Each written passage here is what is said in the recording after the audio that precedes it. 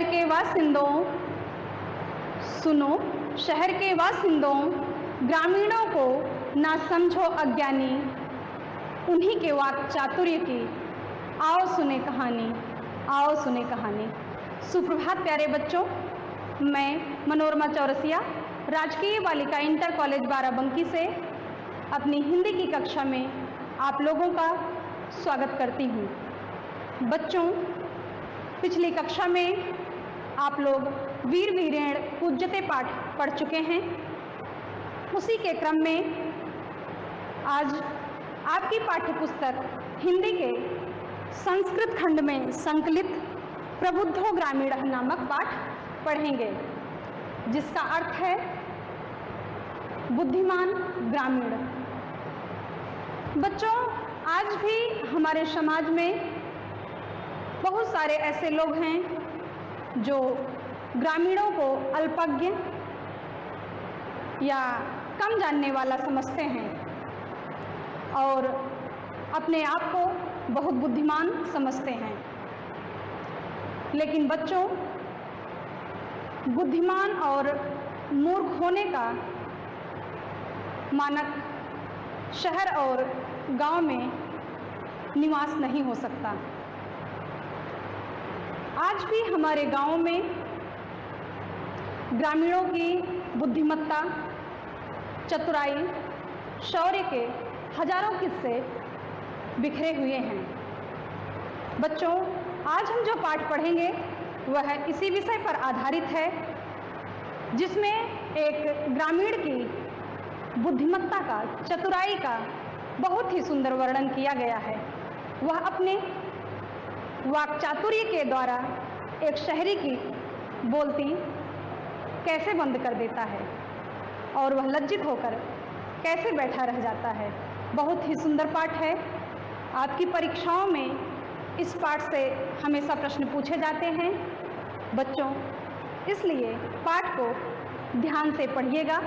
आइए पहले वाचन करते हैं, फिर कठिन शब्दों के अर्थ बताएंगे, फिर उसका हिंदी अनुवाद। आइए देखते हैं। कक्षा 10, विषय हिंदी, उप विषय संस्कृत खंड, प्रकरण है प्रबुद्धो ग्रामीण, जिसका अर्थ मैं पहले भी बता चुकी हूँ, बुद्धिमान ग्रामीण। आइए वाचन करते हैं। एकदा बहवः जनाः धूमयानं रेल आरुह्य नगरं प्रति गच्छन्ति स्म। ते केचित् ग्रामीणाः केचित् नागरिकाः आसन्। मौनं स्थितेषु तेषु एकः नागरिकाः ग्रामीणान् उपहसन् अकथयत्, ग्रामीणाः अद्यापि पूर्ववत् अशिक्षिताः अज्ञांश्च सन्ति, न तेषां विकासः अभवत् न च भवितुं शक्नोति। आगे देखिए बच्चों। तस्य तादृशं जल्पनं श्रुत्वा कोऽपि चतुरः ग्रामीणः अब्रवीत्, भद्रनागरिक भवान् एव किञ्चित् ब्रवीतु, यतो हि भवान् शिक्षितः बहुज्ञः च अस्ति। इदम् आकर्ण्य सा नागरिकः सदर्पं ग्रीवाम् उन्नमय अकथयत्, कथयिष्यामि परं पूर्वं समयः विधातव्यः। तस्य तां वार्तां श्रुत्वा सा चतुरः ग्रामीण अकथयत्, भो वयम् अशिक्षिताः, भवान् च शिक्षितः, वयम् अल्पज्ञा, भवान् च बहुज्ञः। इत्ययं विज्ञाय अस्माभिः समयः कर्तव्यः। वयं परस्परं प्रहेलिकां प्रेक्षामः। बच्चों, ये आपके पाठ का वाचन हुआ। आप लोग भी इस प्रकार जो है पढ़िएगा। इसमें आए हुए कठिन शब्दों का अर्थ आइए देखते हैं। पहला आया है धूमयानम, रेलगाड़ी। लौहपथगामिनी भी कह सकते हैं, लेकिन सरलता रेलगाड़ी कहने में ज़्यादा है। आरोह मीन्स चढ़कर, उपहसन उपहास करता हुआ, मजाक उड़ाता हुआ। विधातव्य बद लेनी चाहिए, लगा लेनी चाहिए। समय शर्त, कर्तव्य लगानी चाहिए। बच्चों, ये जो है आपके कठिन शब्दों का अर्थ है। आइए इसके हिंदी अनुवाद को देखते हैं। बच्चों, आपकी परीक्षा में ससंदर्भ हिंदी अनुवाद पूछा जाता है, तो आप लोग इसके संदर्भ में लिखेंगे।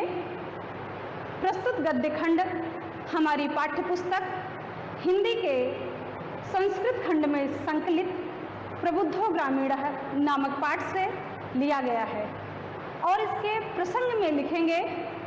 प्रस्तुत गद्य खंड में किसी ग्रामीण की चतुराई का बहुत ही सुंदर तरीके से वर्णन किया गया है।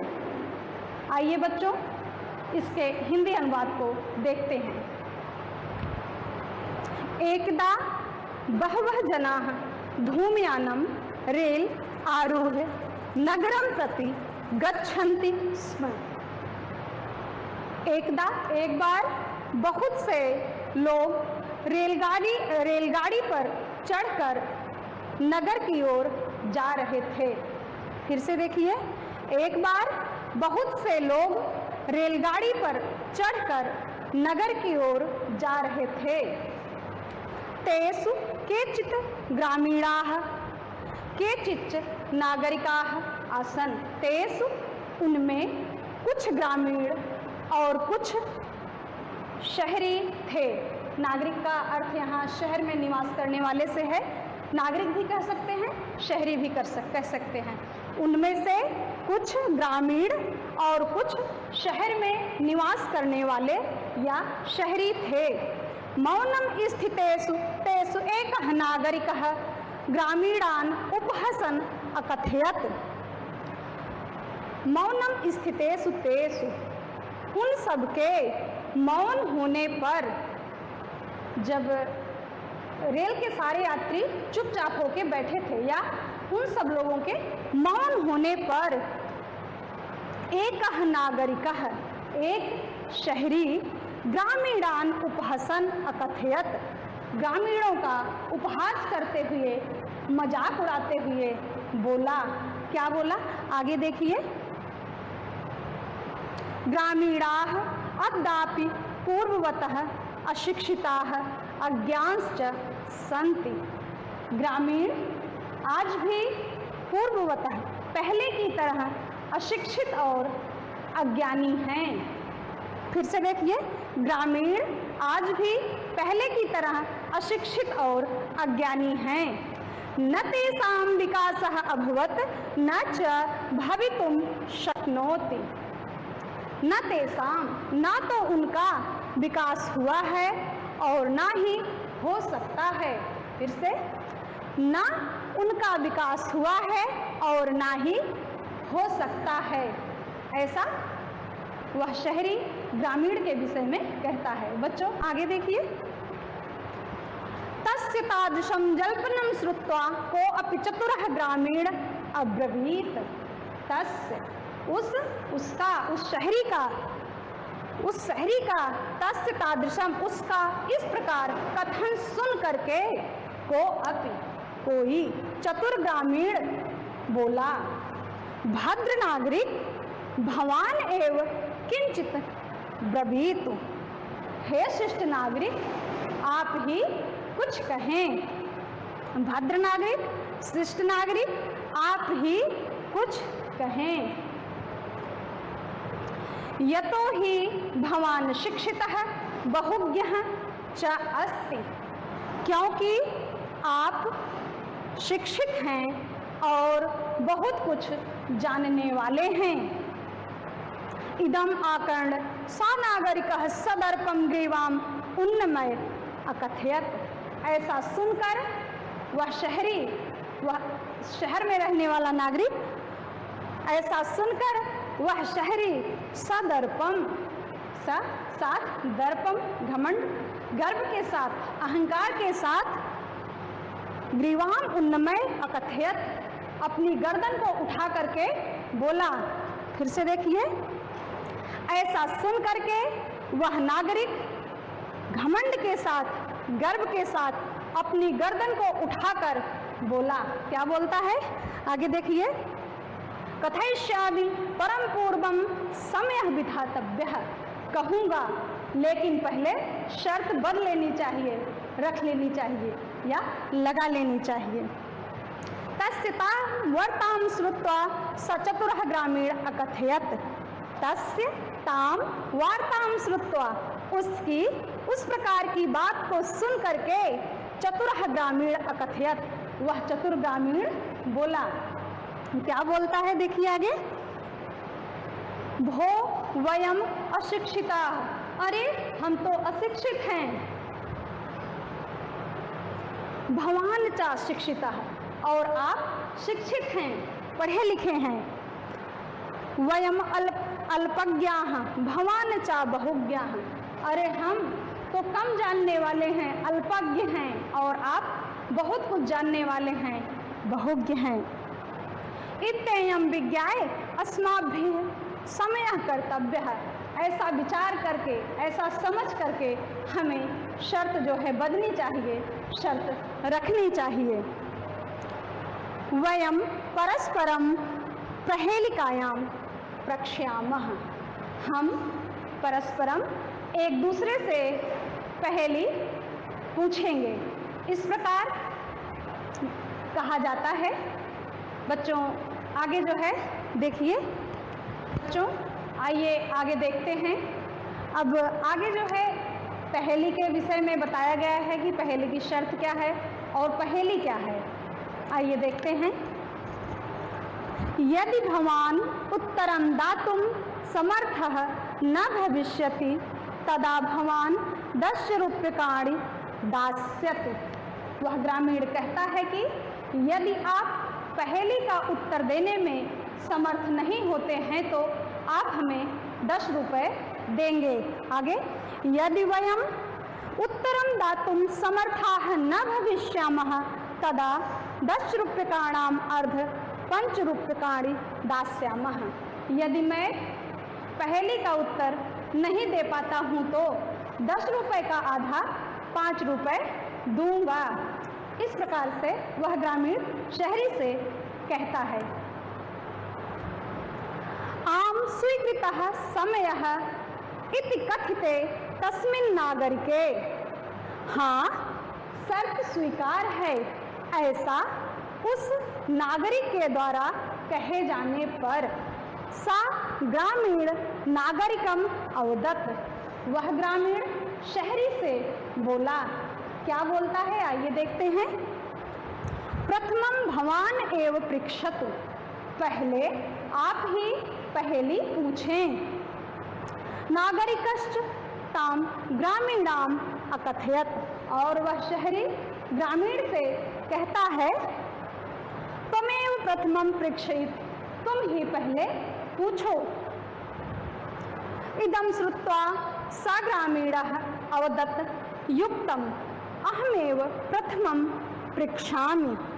इदं श्रुत्वा, ऐसा सुनकर वह ग्रामीण बोलता है, ठीक है, मैं ही पहले पूछता हूँ। बच्चों अब आगे जो है वह ग्रामीण पहेली पूछता है। पहेली 2 पंक्तियों के माध्यम से है। आइए पहेली को देखते हैं। अपदो दूरगामी च साक्षरो न च पंडितः अमुखः स्फुटवक्ता च यो जानाति सा पंडितः। फिर से। अपदो दूरगामी च साक्षरो न च पंडितः अमुखः स्फुटवक्ता च यो जानाति सा पंडितः। ऐसा जो है, ऐसी पहेली वह ग्रामीण शहरी से पूछता है और कहता है, अस्याम उत्तराम ब्रवीतु भवान। इसका उत्तर आप कहें। आइए पहेली के अर्थ को समझते हैं। अपदो दूरगामी। अपदो बिना पैर का है। दूरगामी लेकिन दूर तक जाता है, साक्षरो न च पंडितः, अक्षर से युक्त है लेकिन पंडित नहीं है।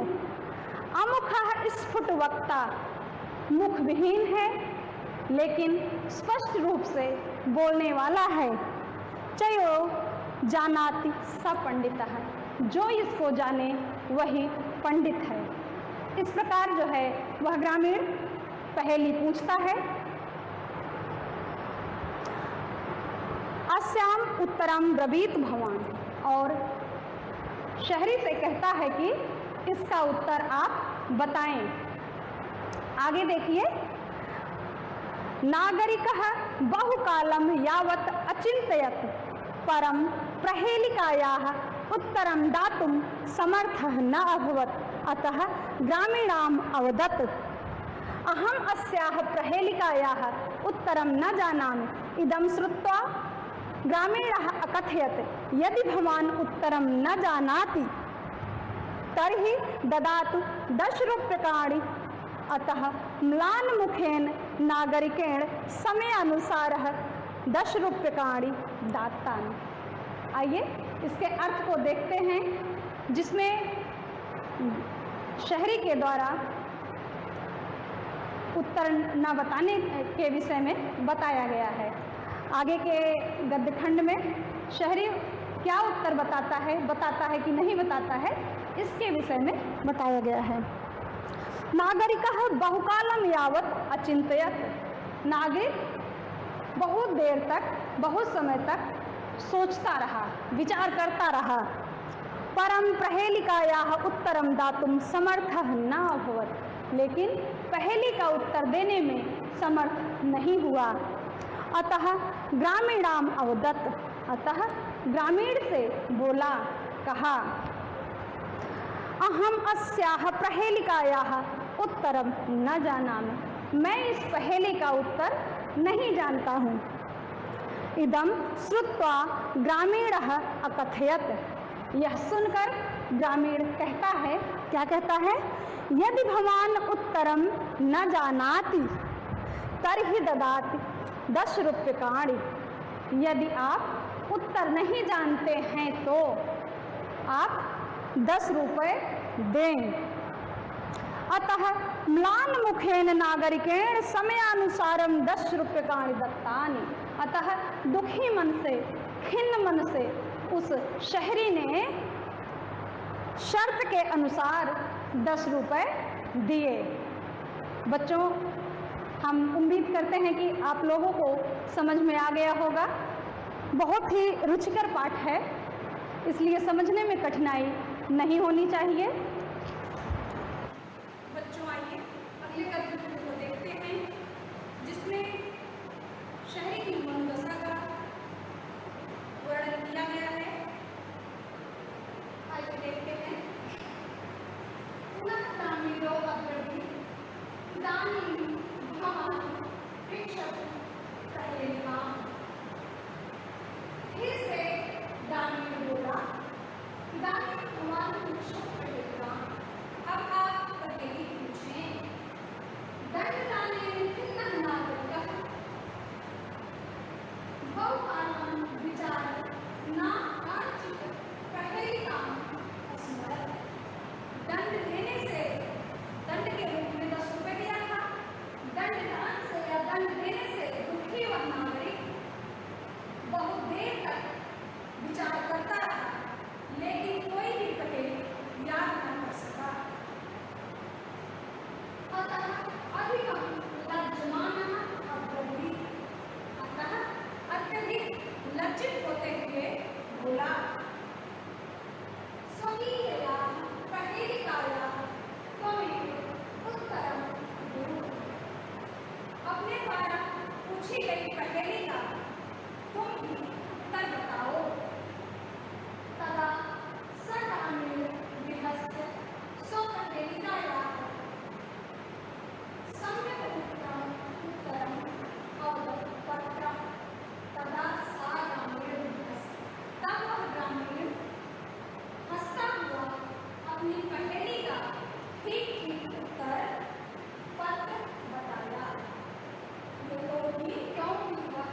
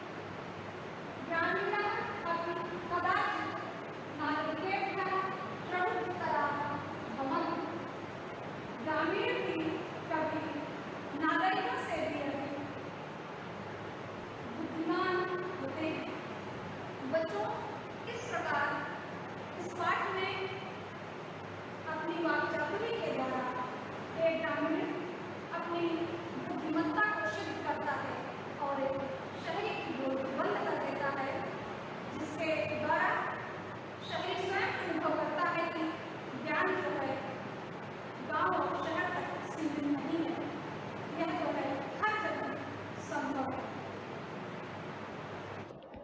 बच्चों, जैसे आप लोगों ने पाठ पढ़ लिया, पाठ के संदर्भ को जान लिया, प्रसंग को जान लिया और उसके अनुवाद को भी जान लिया, सारी विषय वस्तु आपको समझ में आ चुकी है। अब बारी है अभ्यास प्रश्न की। अभ्यास प्रश्न में जो पहला है, निम्नलिखित प्रश्नों का संस्कृत में अनुवाद कीजिए। तो हम लोग जो है आइए देखते हैं कि उसमें क्या है। अभ्यास प्रश्न में जो पहला प्रश्न है वह है ग्रामीणान कह उपाहसत। ग्रामीणों का उपहास कौन कर रहा था? अब आपको तो पता ही चल गया है कि ग्रामीणों का उपहास वह शहरी कर रहा था, नागरिक कर रहा था। तो इसका उत्तर हमें संस्कृत में लिखना है। तो हम लोग लिखेंगे ग्रामीणान एकः नागरिकः उपाहसत। ग्रामीणों का उपहास एक नागरिक कर रहा था। कौन कर रहा था? नागरिक कर रहा था। फिर इसमें दूसरा प्रश्न है धूमयानम आरोह के गच्छन्ति स्म। धूमयानम आरोह के गच्छन्ति स्म। तो रेलगाड़ी में बैठ के कौन जा रहा था? आपको पहले ही गद्यखंड में इसका उत्तर मिल जाएगा। रेलगाड़ी में बैठ के बहुत से लोग जा रहे थे। तो इसके उत्तर में आप लोग लिखेंगे धूमयानमारूढ़ बहवः जनाः गच्छन्ति स्म। रेलगाड़ी में बैठ के बहुत से लोग जा रहे थे। आइए तीसरा प्रश्न देखते हैं। धूमयाने समयः केन जितः। धूमयाने रेलगाड़ी में समयः शर्त, केन कौन, जितः जीता। अर्थात रेलगाड़ी में शर्त कौन जीता।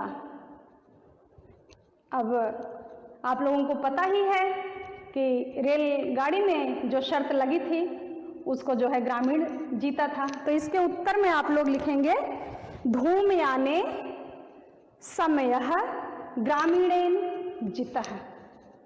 रेलगाड़ी में शर्त ग्रामीण ने जीता। अगला प्रश्न है पदेन बिना किम दूरम याति। पैर के बिना कौन दूर तक जाता है। तो इसके उत्तर में आप लोग लिखेंगे पदेन बिना पैर के बिना, पत्रम पत्र, दूरम याति दूर तक जाता है। पैर के बिना पत्र दूर तक जाता है। तो बच्चों इसमें अगला प्रश्न जो है अमुखो अपि कः स्फुट वक्ता भवति। अमुखो अपि मुंह ना होने पर भी कौन स्पष्ट वक्ता है। तो आप लोगों को पता ही है कि इसका उत्तर पत्र है। तो यहां आप लोग लिखेंगे अमुखो अपि पत्रम स्फुट वक्ता भवति। मुख ना होने पर भी पत्र स्पष्ट रूप से अपनी बात कहने वाला है, बोलने वाला है। एक प्रश्न और देखें, ज्ञानम कुत्र संभवति। ज्ञान कहाँ संभव है?